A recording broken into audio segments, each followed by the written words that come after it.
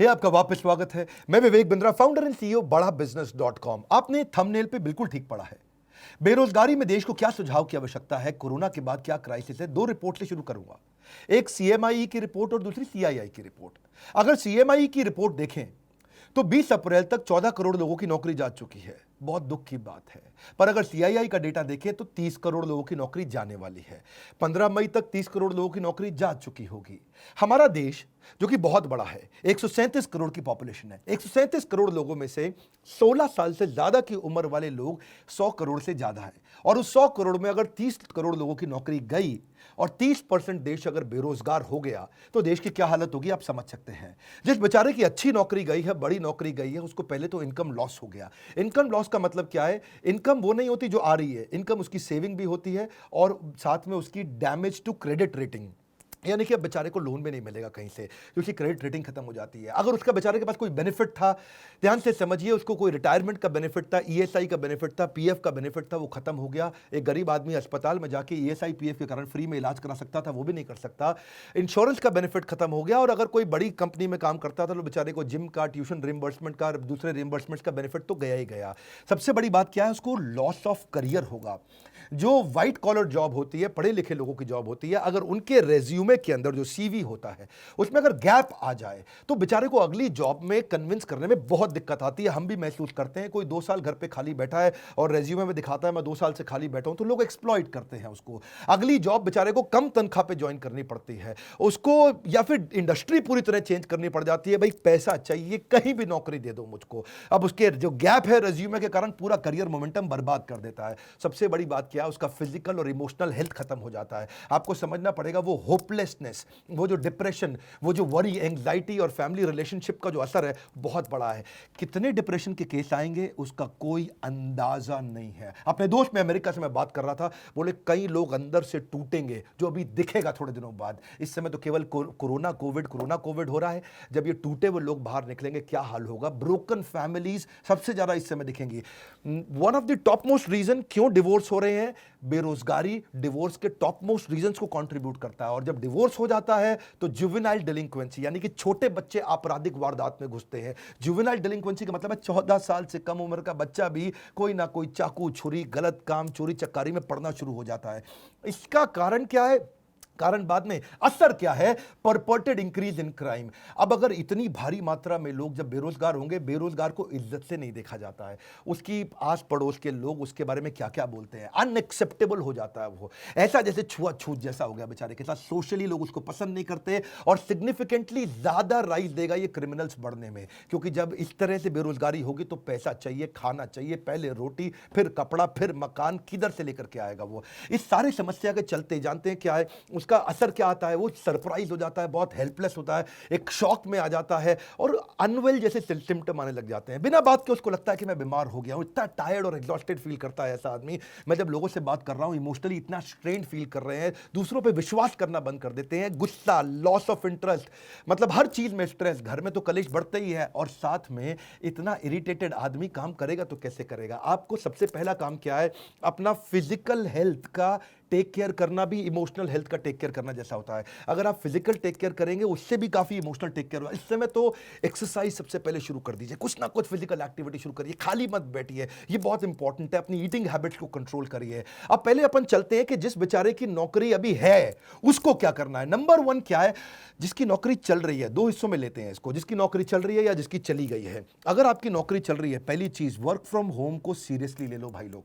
इस समय work from home का मतलब क्या है? मजा एट होम नहीं है। ये वो टाइम है जब आप अपने आप को स्ट्रैटेजी में इन्वॉल्व करो, सीनियर लीडरशिप के साथ कुछ ना कुछ मैसेज करने शुरू करो, टॉप लीडरशिप के साथ नेटवर्क करो, कुछ ना कुछ मैसेज करके उनको पूछो सर और कैसे कंपनी को आगे बढ़ाएं और कैसे करें। काम का जिक्र, काम की फिक्र दोनों करके दिखाओ। नहीं है तो भी करो। इस समय तो काम का जिक्र, काम की फिक्र दोनों करो। चुपचाप बैठ करके मैसेज का रिस्पॉन्ड डिले करना कंपनी के लीडर्स में शक पैदा करेगा आपके खिलाफ।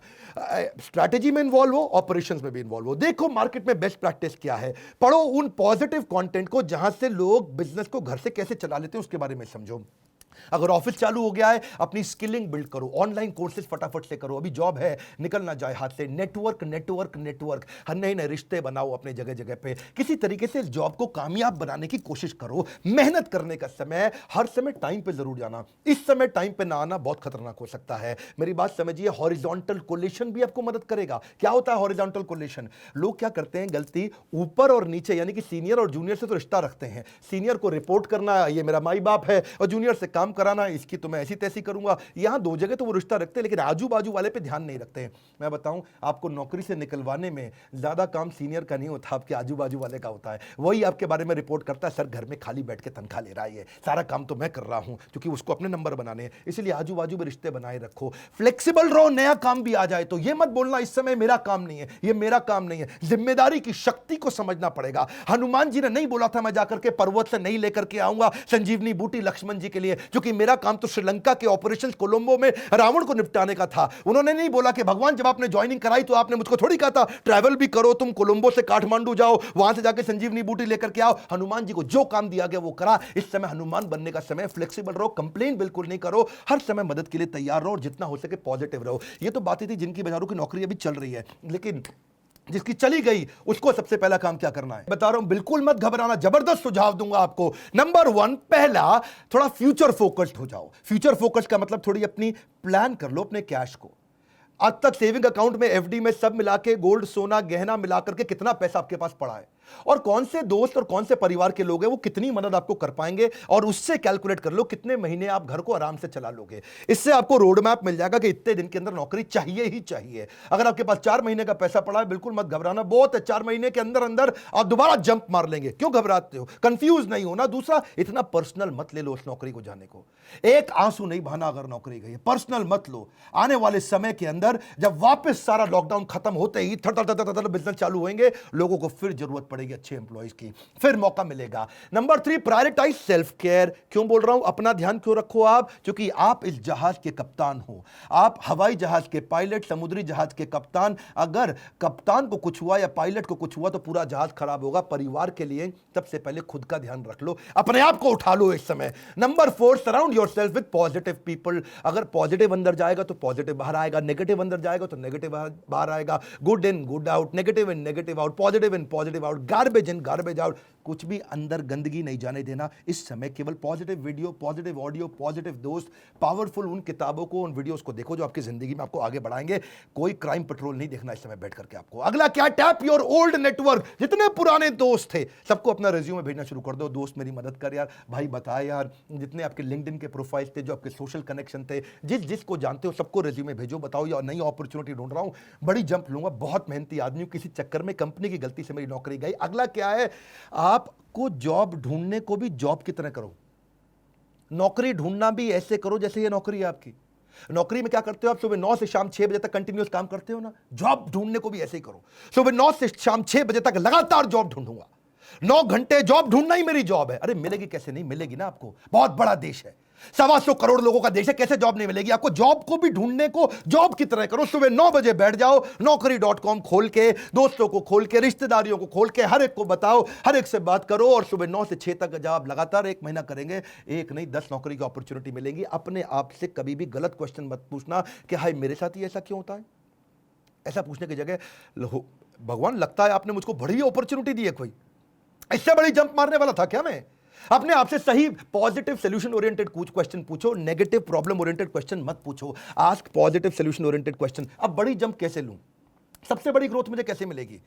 लॉकडाउन के बाद इससे बढ़िया जॉब कहां से मिलेगी? लॉकडाउन के बाद सबसे बड़ी ग्रोथ कहां से निकाल के आऊंगा? किधर जाऊंगा? किससे मिलूंगा? कैसे बात करूंगा? Solution oriented question, solution solution solution. Problem की बात नहीं कर रहा हूं। अगला क्या है? रिज्यूमे को ब्रश अप करो, रिज्यूमे को और पावरफुल बनाओ, नए स्किल, नए सर्टिफिकेशन, नए कोर्स ज्वाइन करो, कोई ना कोई नया बिजनेस प्रोग्राम अटेंड करो, ऐसा कोई नया ट्रेनिंग प्रोग्राम अटेंड करो जिसके सर्टिफिकेट को आप दिखा सको। रिज्यूमे को सॉलिड बनाओ, लोगों से, दोस्तों से मदद लो, जिसकी इंग्लिश अच्छी है, जिसका बिजनेस सेंस अच्छा है, उसको बोलो आपको रिज्यूमे बनाने में मदद करेगा। और सबसे इंपॉर्टेंट पॉइंट बता रहा हूं, पिछली कंपनी से लड़के मत निकलना, बता रहा हूं आपको। मैं मेरी बात मान जाओ, आपको प्रैक्टिकल सुझाव दे रहा हूं। Don't burn your bridges.